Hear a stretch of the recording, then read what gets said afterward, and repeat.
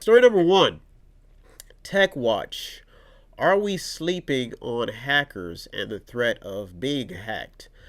I found out that America has always been infiltrated, even the election systems, and since technology has just made a burst of influence in almost everybody's day-to-day routine, we have to worry about those ones and zeros being hacked into. And it's put a lot of tech companies in the spotlight. That's why story number one crept its way in. And we found out that they're starting to actually hack into government official sites as well.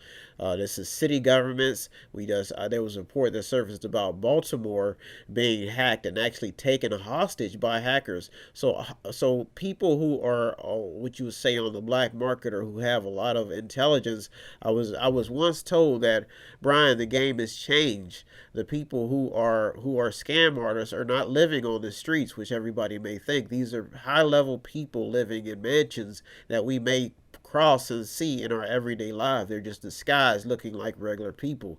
So we have to kind of put this into the fact that when you see these companies, these big tech companies like Amazon and Apple and Google, they have employees that scan across the whole globe. So this is power at its ultimate level, and you can see us starting to infiltrate government policy because people are wondering is how do these companies, I mean, there's pros and cons in this new tech watch, in this new tech game, because yes, technology has made the lives of businesses and probably the lives of the average American better, but I think the debate that you'll probably see surfacing is people will be weighing the pros and the cons of having computers running everything and thinking for human beings. I was once told by a history teacher who was also my track coach. He used to tell me at an early age, he used to say, Brian, don't let a computer outthink you.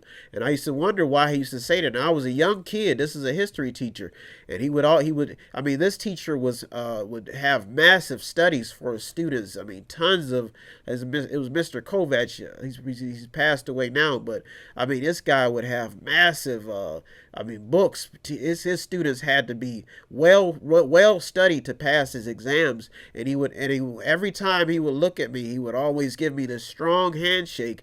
And he was like, this is like Father's Day, so I have to commemorate all of the men who was influenced in my life. But Mr. Kovac was probably one of them. He was a track coach, a big guy. He had some heart problems, but he was a solid man. You know, he used to call himself the emperor of the world.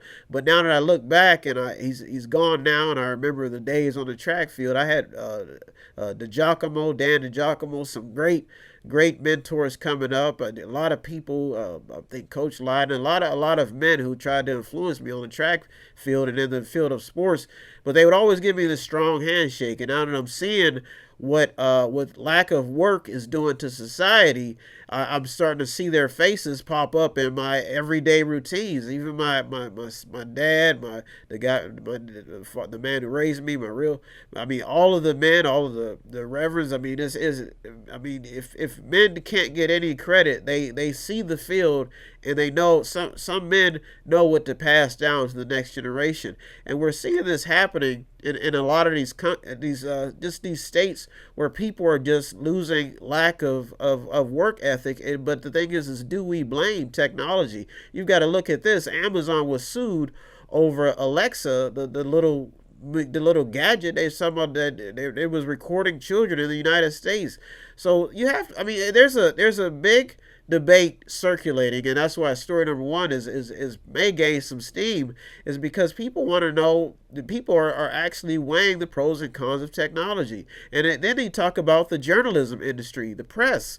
This is where I get most of my, I have to do most of my research. So I have to go and I have to navigate the web. I have to read papers sometimes, and I have to go to books. So these are natural. Even authors are saying that they've lost a lot of money because of the tech industry. So you have to ask yourself, is it helping or hurting the American press industry as well? But I can honestly say that you got to give these engineers credit. They found a way to put the news companies in front of everybody's hands. So it's not all bad. It's just the fact that you have the black market or the bad market or the good market. I mean, you have each market has kind of changed things around, and you have to ask yourself at the end of the day, is it good or is it bad? Is it making us stronger as a civilization? And some people, I was finding out about the dark web, about how you can see live executions on some sites if you go deeper. I mean, you can see they're talking about how some stories are changing the course of time, changing the course of history because of the way that people are researching some fake stories, that technology is able to actually make a person look like they're saying things. There's a video surfacing of Elizabeth Warren. She's actually I mean, she looks identical to somebody on Saturday Night Live, and they're showing all of her hand gestures. This is technology. So you have to ask yourself, is technology making the world better, or is it changing the course? I mean, you could even look at how some people engage in how they interact with each other. You have relationships, how some men don't interact with women. I mean, some men substitute a girl for they're even talking about how they even got technical robots now that can separate human beings from other human beings in sexual relationships. So I mean, there's some pros and cons as we look and we start to outweigh and we look at what technology has done, and it's not all been bad. I mean, when I'm navigating stories, I think a lot of software programs that are making it a little bit easier for me to speed up the process. So I don't know, but this story will probably stay. It may gain some steam because of the fact that hackers are even trying to breach America's power plants because they're computerized.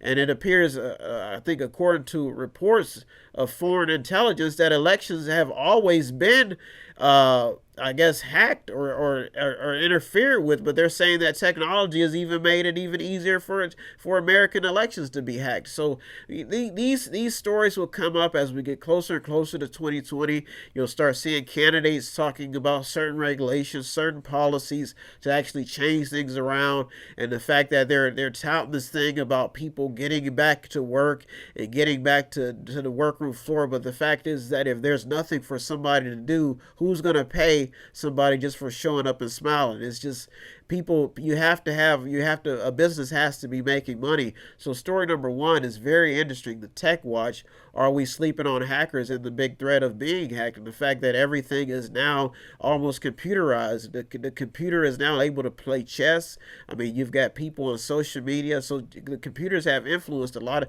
I mean, computers have made everything look real. It's made an impact on Hollywood. Some of the best scenes that you see now are all computerized. And I mean, you got to think, before even animators, a lot of animators have lost their job because of technology.